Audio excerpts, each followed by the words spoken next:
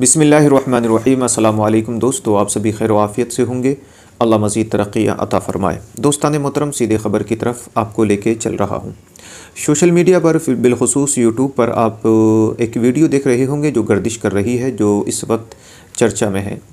Video कुछ इस तरह बताई जा रही है कि उत्तर दिनाजपुर में एक मौलाना साहब, एक इमाम साहब की दर्दनाक हत्या कर दी गई। उनकी दर्दनाक मौत हो गई, उनका मर्डर कर दिया गया। लोगों की ज़बान है, अपने अपने अंदाज़ में कह रहे हैं। मैं या आप किसी की ज़बान को रोक नहीं सकते, लेकिन हकीकत क्या है वो मैं आपके सामने बयान करने के लिए जा रहा हूँ।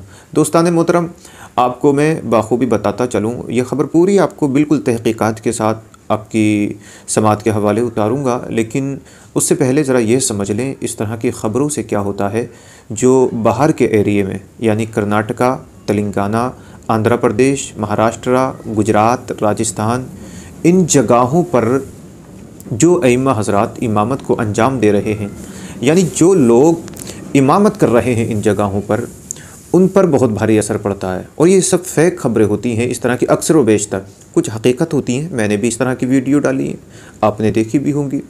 लेकिन क्या होता है कि जो आलिम दीन बाहर इमामत को अंजाम दे रहे हैं और दीन का परचम लहरा रहे हैं, उनकी सेहत पर असर ये पड़ता है कि उनका जो यहाँ पर दिल है ना, वो टूटने लगता है।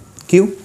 क्या आज किसी और के साथ में हुआ है, कल को मेरे साथ में भी हो सकता है, जिसकी वजह से, टूटने की वजह से वो बेहतर जगहों को छोड़ करके अपने घर वापस आ जाते हैं, जिसकी वजह से दिक्कत का सामना करना पड़ता है।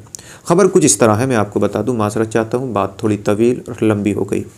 एक मौलाना है, मौलाना ग़ुलाम मुस्तफ़ा मिसबाही साहब। ये गोवा के आसपास के एरिया में रहते हैं और हुबली कर्नाटका में इस वक्त ये इमामत को अंजाम दे रहे हैं।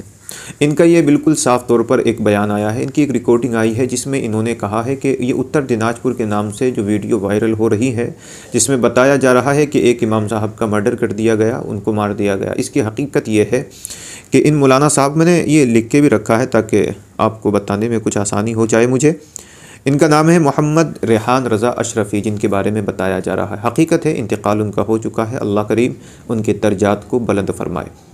दोस्तान मोहतरम, मोहम्मद रेहान रज़ा जो है ये गोवा के करीब कहीं राजीव गांधी नगर है, धड़वाल करके कोई जगह थी, वहाँ पर इमामत को अंजाम दिया करते थे। काफ़ी टाइम से ये रह रहे थे मोहम्मद रेहान रज़ा अशरफ़ी साहब। इनकी एक ट्यूशन थी जो काफ़ी दूरी पर थी और ये रोज़ाना उस ट्यूशन को पढ़ाने के लिए, उन बच्चों को पढ़ाने के लिए अपनी मोटरसाइकिल से जाया करते थे।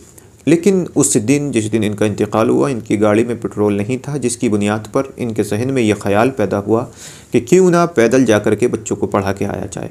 और ये अपने घर से निकले और पैदल सफ़र इन्होंने किया। लेकिन ये शॉर्टकट से जिस रास्ते से जा रहे थे, उस रास्ते में एक ट्रेन की पटरी पड़ती है।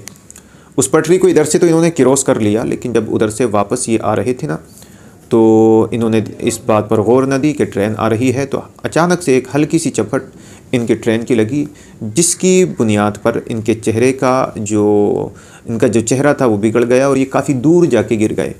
काफ़ी वक्त के बाद, यानी सुबह में ये मामला पेश आया, दोपहर तक किसी ने उनको नहीं देखा, क्योंकि दूर जो झाड़ी थी वहाँ जा कर के गिरे।